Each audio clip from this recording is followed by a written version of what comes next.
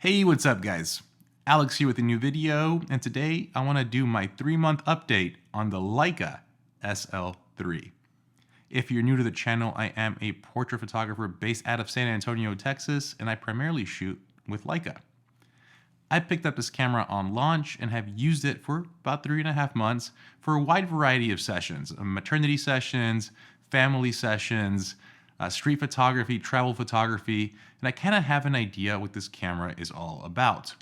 I still don't have enough experience with it to do a full review, so I'm doing a 3-month check-in and kind of going over 3 things I dislike about the camera and 3 things I like about this camera. Like I do with all my videos, I will be providing image samples for you to download and check out so you can see what the image quality is like with this camera. I will also be linking my first impressions video somewhere up here so you can see how I felt about this camera when I picked it up. And with that said, let's kick things off. We're going to start off with 3 things I don't like so we can end the video on a positive note. I also do have to say I purchased this camera with my own money, and all the Leica gear I own has been purchased with my own money and has not been given to me or sponsored in any shape, way, or form. Now that we got that disclaimer out of the way, the first thing I dislike about this camera is its battery life. This is the first camera I've had in a long time where I need 2 or 3 batteries to feel comfortable shooting with it. The other day I had 2 back-to-back sessions and I actually almost killed an entire battery. I only shot it for about, give or take, an hour and a half, maybe 2 hours total, and I was surprised that I almost killed an entire battery. Normally when I did back-to-back sessions with a Sony camera or a Canon camera, I still had plenty of battery. As a matter of fact, I was surprised if I killed half a battery. So with the Leica SL3, it is just a battery monster and it chews through batteries like crazy. And if you do shoot this camera professionally, you will definitely need more than 2 batteries in your bag. Positive way to look at it is Leica did reduce the price of these batteries, still super expensive, and the camera can also charge via USB-C, which is helpful. When I traveled with this camera, I charged it exclusively with USB-C and I had 0 issues, but I still had an extra battery just in case. For the second thing I dislike about this camera is its playback performance. So this camera as a whole is very snappy and feels very responsive with everything you do. As a matter of fact, Leica's menu system is very lean, and in all their cameras, it's a very efficient menu system. But for some reason, and I think it's a software bug, the playback on this camera is just slow. Now, I do have to say, I do use CF Express cards, so I'm using the fastest cards available with the SL3, but the playback is just slow. It's like it's thinking, you can tell it's reading the images from a memory card, which is weird because I don't have any other camera that does that. I've talked to several SL3 owners and they've all mentioned the exact same thing, which tells me this is a software bug and hopefully Leica addresses it. But nothing is more frustrating than going in front of a client to show them the images you just took, pressing the play button, and having to wait 1, 2, 3, 4 seconds for the images to pop up. In a professional environment like that, it's a little embarrassing, and for a $7,000 camera, you should never be embarrassed in front of your paying customers. So hopefully Leica is able to address this bug quickly because it is very annoying. And for the third thing I dislike about this camera, believe it or not, it's this new top dial. And I don't dislike the dial, I actually really like the dial a lot. I just wish it had like a locking function. So what I mean by that is, I use this dial as my ISO dial. And unlike other cameras that are their dials are pretty hard to move, this one moves very freely. As a matter of fact, it moves effortlessly, which means every time I put the camera down or it's hanging off my shoulder with my camera strap, the ISO always moves. Guaranteed. I always have to check to make sure I'm still shooting at a base ISO and I didn't accidentally increase it, because just with the camera dangling around my shoulder, I move this dial and I change my ISO.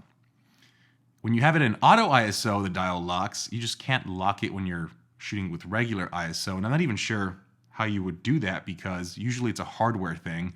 And in this case, the hardware of this dial is just loose, or it's meant to be easy to move, which kind of disrupts the ISO function in this particular side. You can obviously change the function of this dial to be something else, but then that kind of messes with the way I like to use my cameras, which means I like having my aperture right here in front, my shutter speed in the back, and my ISO on the side. So this could be a preference thing, but I wish that there was a way to lock or disable this dial when you don't want to change it so it doesn't accidentally move. So far, after 3.5 months of ownership, those are the 3 biggest complaints I have on this camera. Well, what about the positives? I'm going to start off with one of the biggest sellers for me, and it's just the build quality and feel. The Leica SL body just feels great in the hand. It feels premium, it's hefty, and for someone like me who's 6'4" with larger hands, this grip is just beautiful. Not many mirrorless cameras are comfortable for me to hold. I'm usually buying grips or extensions, but this camera just fits like a glove in my hand, and I love holding it. Its premium feel and metal construction also just make me feel like I'm holding something substantial, and it is just a joy to hold. So the build quality and design is by far one of my favorite things. Of course, I also have to talk about image quality. The 61 megapixel sensor here is absolutely stunning. It was beautiful on the Q3, it was beautiful on the M11, and it is beautiful on the SL3. The image quality is just great. Dynamic range is great. Believe it or not, high ISO is really, really good. As a matter of fact, I kicked off a new endeavor, which maybe I'll talk about later, that I started a new YouTube channel, haven't uploaded yet, and a new Instagram to review films. So a little bit about me, I go to the movies every Thursday. I'm a huge film buff. I decided, why not start a channel and Instagram to review all the movies I'm seeing?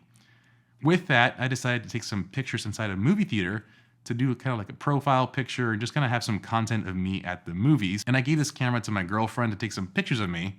And in a low light environment, I think we took pictures at ISO 15,000 or 16,000. And to my surprise, the images were usable. Now, I did use some denoise with Lightroom, but the fact that I can use ISO 16,000 and denoise it in Lightroom and just have usable images was pretty impressive. Even without the denoise, I could still use the images, and I am pushing and pulling at ISO 16,000. I'll kind of show you the images I'm talking about here. They're not going to be award-winning images, but the fact that you have that with this new sensor is really, really cool. So image quality is also one of my favorite things. Lastly, it's just the ecosystem. So here you can see I have the Leica 50mm f2 Summicron attached to this camera. Now, you can attach M lenses to any mirrorless camera, but it's just about how they interact and how they work with the SL bodies. If you've ever shot with a Leica SL or SL2 or SL2S, you know that using M lenses with this camera is just a different experience. I think it's the ergonomics, and I also think it's the fact that this joystick in the back is positioned extremely well, and when you click into it, you're able to punch in to zoom in to acquire focus. The manual focusing experience with the SL bodies has always just been top-notch and has made using M lenses extremely enjoyable with this camera. I've tried adapting M lenses to Sony cameras, Canon cameras, and I've never gotten a fun experience, but with the SL, it's just a match made in heaven. It works perfect, and it's intuitive. It's one of those things that, again, until you use it, it's hard to describe how different it is from adapting an M lens on any other mirrorless camera. So there you go, 3 positive things and 3 negative things. So if it were up to me, if I could just wave a magic wand, or if Leica is watching this video, what are some things I would change about this camera or suggest with future firmware? Keeping in topic with manual focusing, the new Nikon ZF has really kind of, I think, changed the game with how manual focusing works. So with that camera, if you're using a 6-bit coded lens or a 6-bit coded adapter, you still get the eye tracking functionality and eye tracking confirmation with manual lenses. What that means is the camera will still track the eye, and when you manually acquire focus on the eye, you will still get a green box. That is awesome, and that is one of the best manual focusing UIs and use of technology on any camera in the market right now. The Leica SL can totally do that, and I say that because when you're using the M to L adapter with M lenses, the subject detection still works with the Leica. You can see the boxes in the face and in the body. Now, when you focus and you punch in, you still have to move the focusing point, so it's not necessarily focusing straight on the eye, but the camera is still detecting the subject, which means with firmware, Leica can totally achieve this, and essentially, when it picks up a face and you punch in, it automatically punches into the face and to the eye. Additionally, if you could just punch in, or actually not have to punch in, and just acquire focus and have a green confirmation on the eye, that would be killer. And I'm surprised Leica is able to actually, again, like I mentioned, track subjects or acquire and recognize subjects and not do that. So hopefully with the future firmware, Leica can enable that, kind of like the Nikon system, because then you just have the ultimate manual focusing kit here with the SL3. Obviously, I would also like to see more customization with the Leica looks. So with the Leica SL3 and the Q3, Leica's introduced their new Leica looks, which is essentially like color presets for the camera, almost like what Fujifilm is doing. Leica has partnered with Panasonic on a lot of things, so adding the ability to maybe create or add your own Leica look or LUT to this camera so you can bake in your look on JPEGs would be really cool. Panasonic's already doing this with their new S9 and S5, which means Leica can totally incorporate this with a firmware update and give us just further ability to customize the colors and the look we're getting out of the JPEGs out of this camera. I think lastly, I would say autofocus improvements. So the Leica SL3 improved autofocus as a whole, and I am happy that we now have phase detect autofocusing with this body.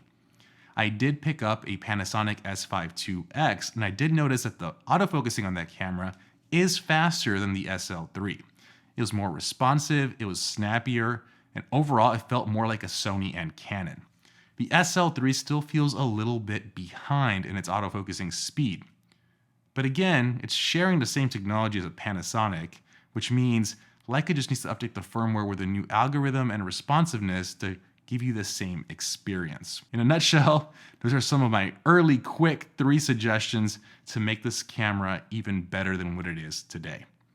So after 3.5 months of ownership, I can still recommend this camera even with its quirks, and I can do that because I know Leica stands by their products, and I know Leica will continue to update the firmware on this camera.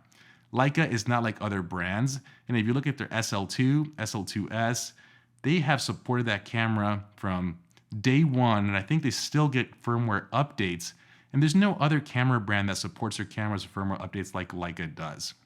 The Leica SL2 today is a different camera from the SL2 when it shipped, and that's because of their firmware upgrades. With that said, I fully back and believe that Leica will continue to make this camera better. We'll take user feedback, and we'll just continue getting a better experience. With that said, guys, I'm gonna wrap up the video. Hopefully you enjoyed it.